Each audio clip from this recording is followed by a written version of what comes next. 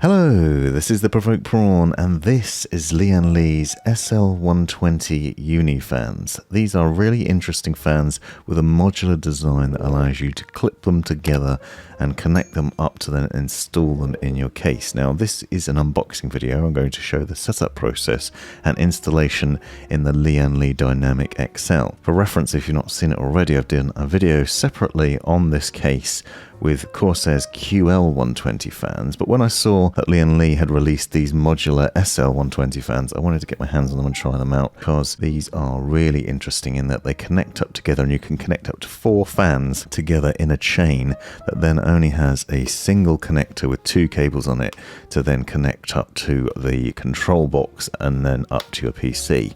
And that means there's a lot less cables involved. For reference and comparison's sake, the Corsair QL120s require 2 cables per fan, which means if you end up with 9 or more fans in your case, as I have, you end up with a heck of a lot of cables that you then have to obviously set up and connect to your motherboard, a lot of cable management and a bit of a headache in terms of installation. I did manage it previously with the QL120s and they do look fantastic, don't get me wrong, but the SL120s from Lian Li are interesting for a number of reasons, not least of which is that ease of setup process. Also, these are still fantastic fans, really quiet, brilliantly good looking fans with a really nice premium design to them. They have 32 addressable RGB LEDs on each fan as well, which means you can get some very nice lighting, as you just saw a glimpse of there, and I'll show more of that as I go through. This is an unboxing video where I'll be showing what you get in the triple pack, as you can see here, and the single pack as well. The triple pack of fans comes with 3 fans, a number of connectors, and the control box that you need to connect up all the fans, and it's definitely worth getting a triple pack if you're planning on having multiple fans in your case. These fans use fluid dynamic bearings and a number of other things, including magnets and rubber pads and all sorts to keep them running quiet, but they're also able to run up to 1900 RPM, so decent airflow, and they have up to 58.54 CFM in terms of max airflow, and they are high static pressure fans, which means they're suitable for use on radiators and can just be used throughout your case to deliver a really good cooling experience. Now, in the pack of the triple pack, you'll see that you get a number of different cables, and don't worry, I'm going to talk you through the setup process of these. Basically, there are multiple cables that need to plug in to this small control box, and there's only a single control box, which again is an upgrade from the Corsair QL120 fans, which required 2 or more control boxes. You need like the Commander Pro for power and other boxes for other bits of control. This one does it all. This one does the power and the RGB. It's also interesting because it connects up to your motherboard via USB, but you can also plug into the RGB header on your motherboard and the system fan connector to then allow for control via your motherboard software of all the fans and the RGB lighting, as well as separately with an Lian Li's L Connect software. I'm going to show you that software later on and talk to you about the niggles with it and the use of it. It's very simple to use software, but there are a couple of problems with it that are worth knowing, and I've got the solutions for you in this video as well. Now, the fans connect together in a really simple way. You'll see basically there's pins on one side and then connectors on the other. They then clip together, and it's basically, you can't get the system wrong. It's very simple and straightforward. You can see the notches on here, and you basically just slide them on and they click into place. And don't worry, if you do that and then you want to take them apart again, it's really easy to do so. The benefit of this is not only is it makes it easy to put the fans all together, but Lian Li says you then require less screws in order to screw them into the case, because you don't need to screw in every hole. I have done in my build for the most part, but it is possible to only screw in a few screws and still hold them in place nicely because of that interlocking system. The interlocking system obviously means the power and the RGB can go through between the fans in that modular way, and that's how you only need one connector, which is fantastic. That connector also is an interesting point, and I'll talk to you a bit more about that as we go through and I'll show you the setup process. In this short snippet, I'm basically taking 3 fans and connecting them together, and then I'm going to connect them to the base of my case, and you'll see that process in a minute. But the setup for them initially is very simple. You will note also you can see here that they have those rubber anti-vibration mounts around the outside, so they're a very nice setup on both sides. Also, if you look carefully, you'll see a notch at the bottom of the fans.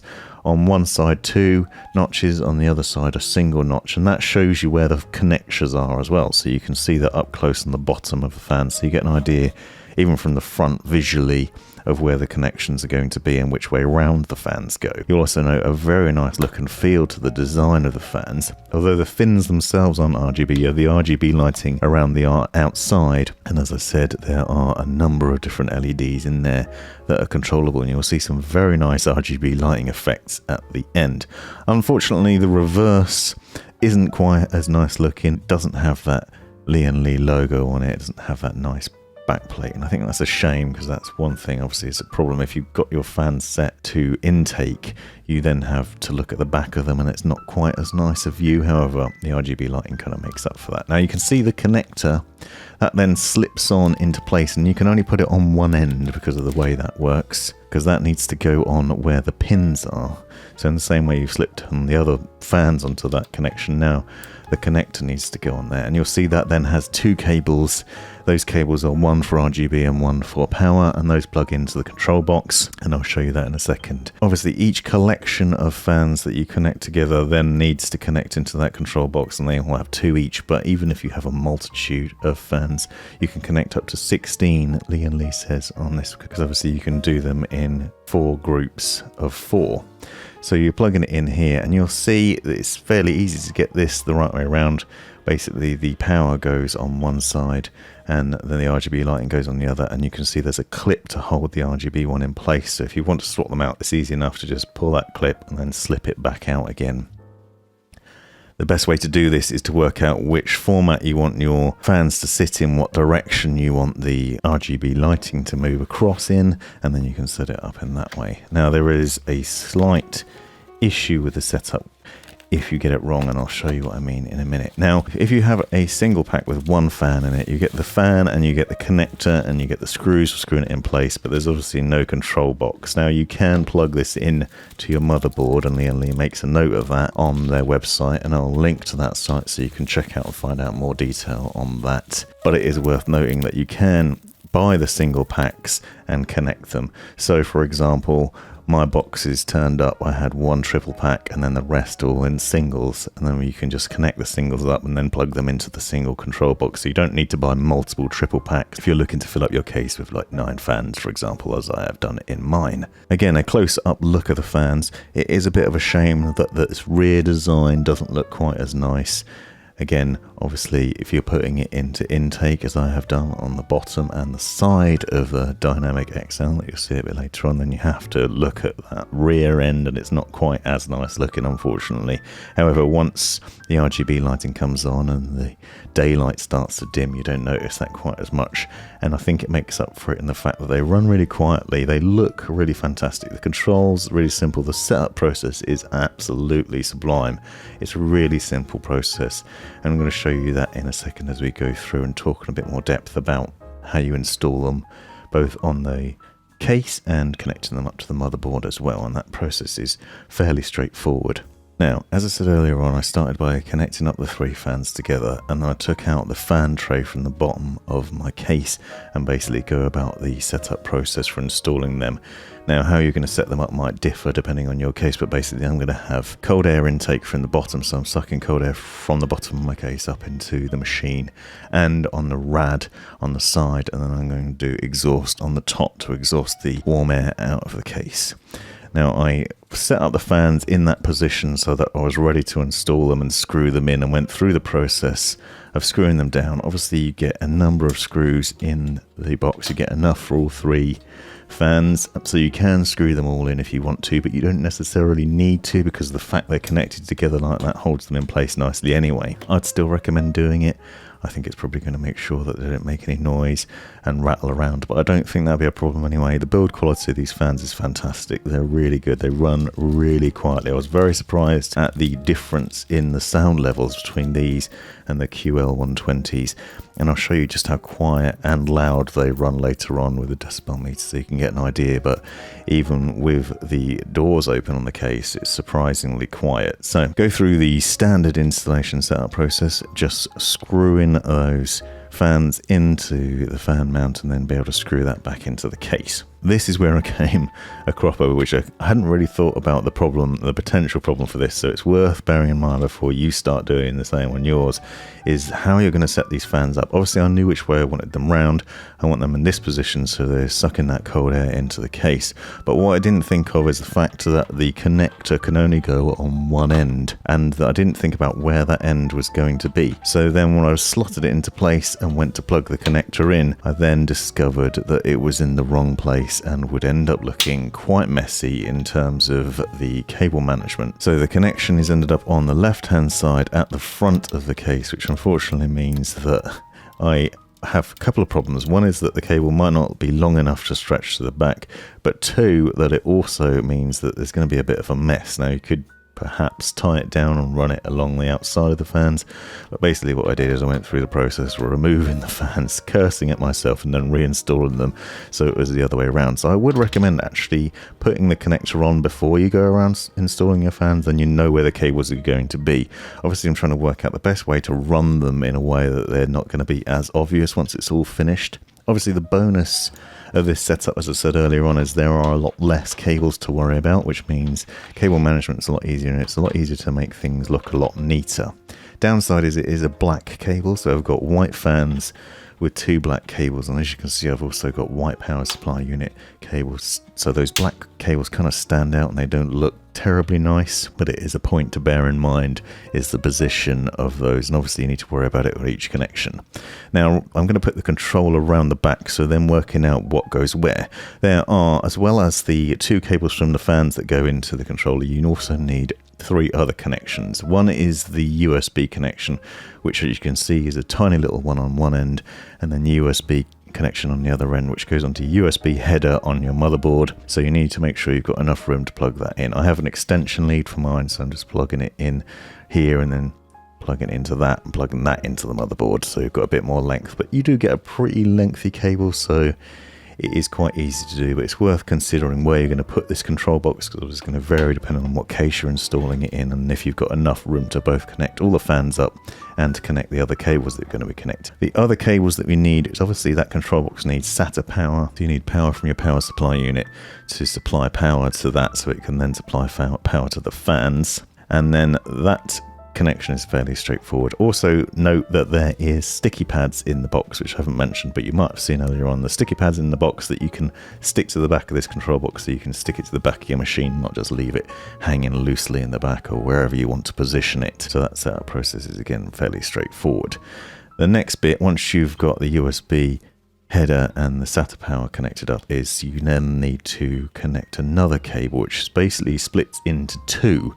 That cable can then be used to plug into the RGB header on your motherboard if you have one, and to a system fan connection. Now the reason for this is that you can then use the software connection with your motherboard software, so then that can control the fans and the RGB lighting. If you have something like I do with an MSI motherboard that has an RGB header in it, you can then connect it up so you have that lighting synced across all the devices, so on the motherboard itself, Corsair's RAM, and the fans too. However, you do need to make sure that you have the right RGB header, because there are two different types that supply a slightly different voltage, and take a good look at the instructions that come with the fans and also the instructions that come with your motherboard to make sure you find the right one, because there are different voltage RGB headers, and if you choose the right one you can overload and cause problems. On my motherboard there are two RGB headers that fit this box, one at the top and one at the bottom, so I have an option where I'm going to plug them in, and then you need to plug the other cable into your system fan connections.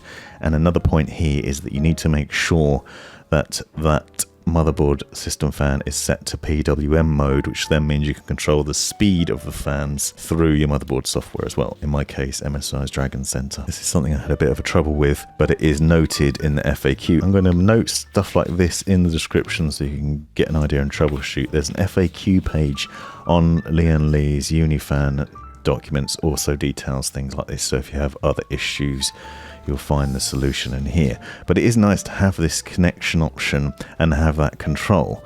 Obviously with something like Corsair's QL fans, all the controls, it was within IQ software, but this way you have the option to either control it via L-Connect or control it via your motherboard software, and make sure everything's synced up really nicely, which is pretty neat, especially if you're using something else. Like in my case, I'm using NZXT's Kraken Z73. That has fans on it too, so being able to pair everything up and sync it all up nicely and control it from one place, or at least see all the data, is really cool. Once I went through that setup process, I obviously then went through and made sure all my fans were connected. You could do this first or you can do it afterwards. Obviously you want to make sure you've done all this before you try and power it on.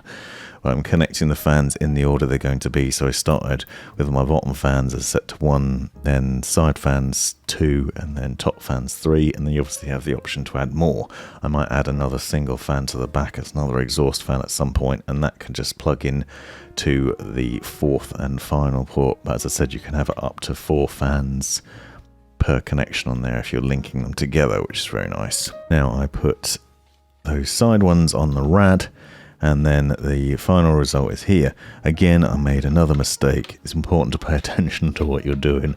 I actually want push-pull set up on my rad with cold air being pulled from the rear of the case through to the front. I made a mistake and I've mounted them the wrong way around. However, it's easy enough to do because they're all connected together. All you need to unscrew them, just flip it round and screw them back in again. Fairly simple. You will see that I made a mistake here where I missed a screw on one of the fans.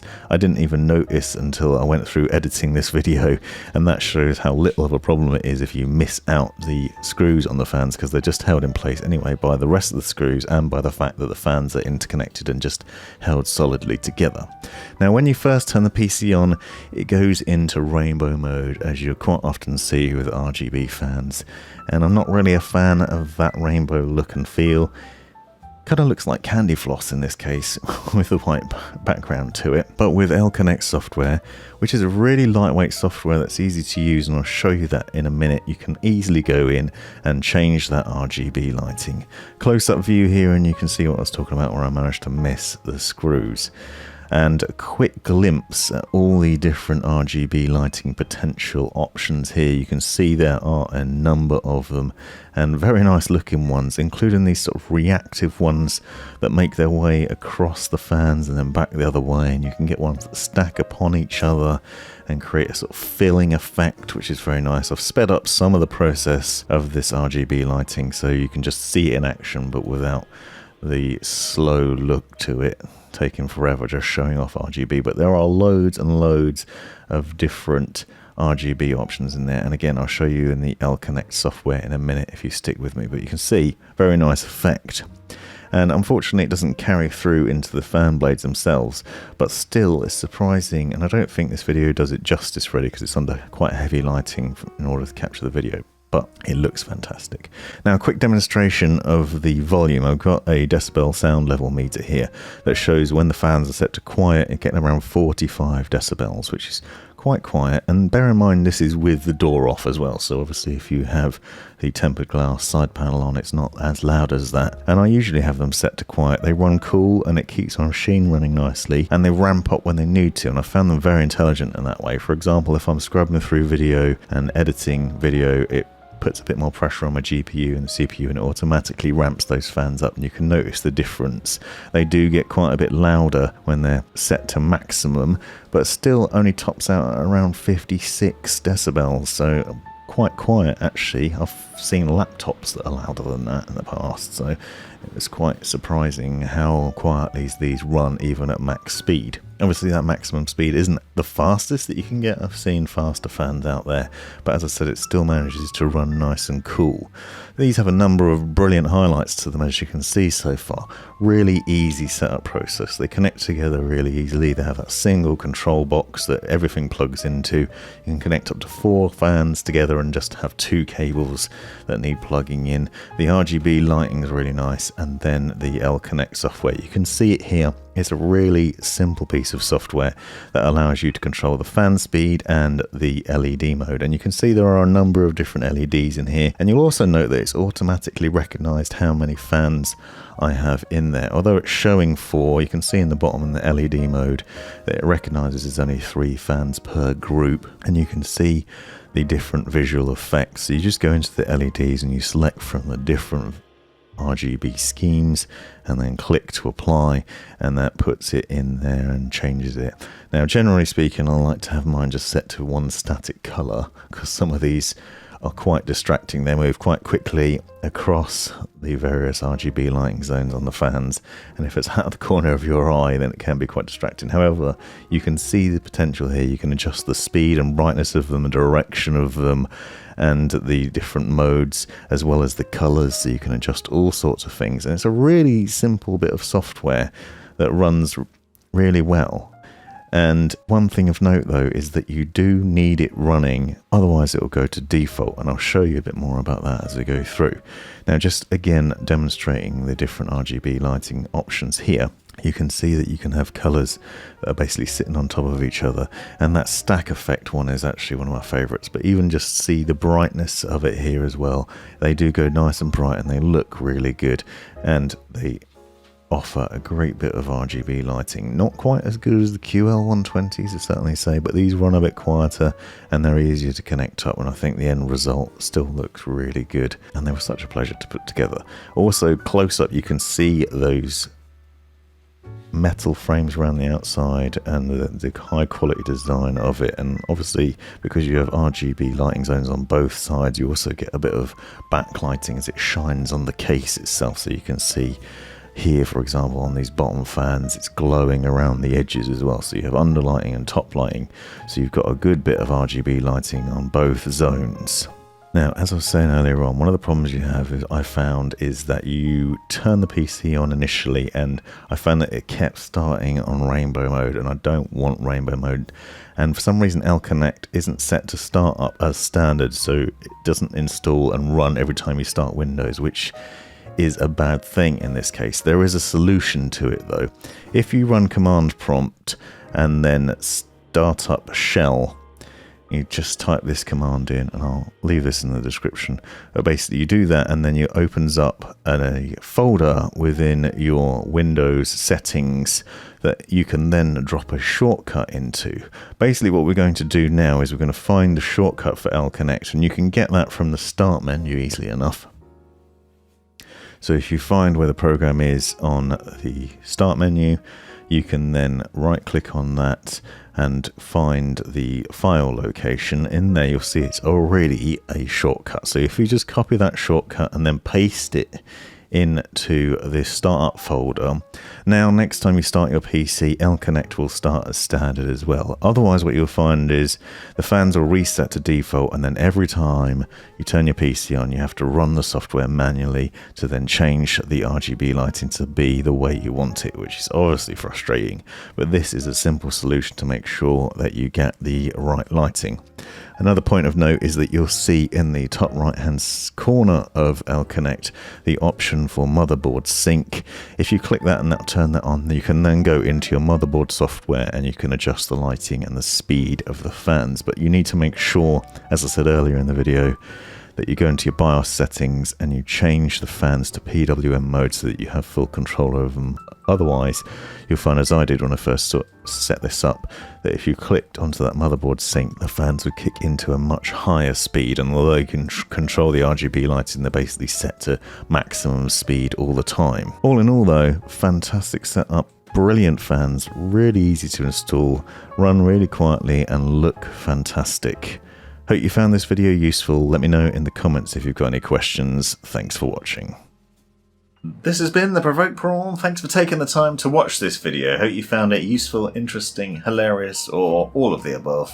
Be sure to check out the description for other information you might find interesting, and subscribe and watch these other videos as well that I think might be useful to you, and have a great life.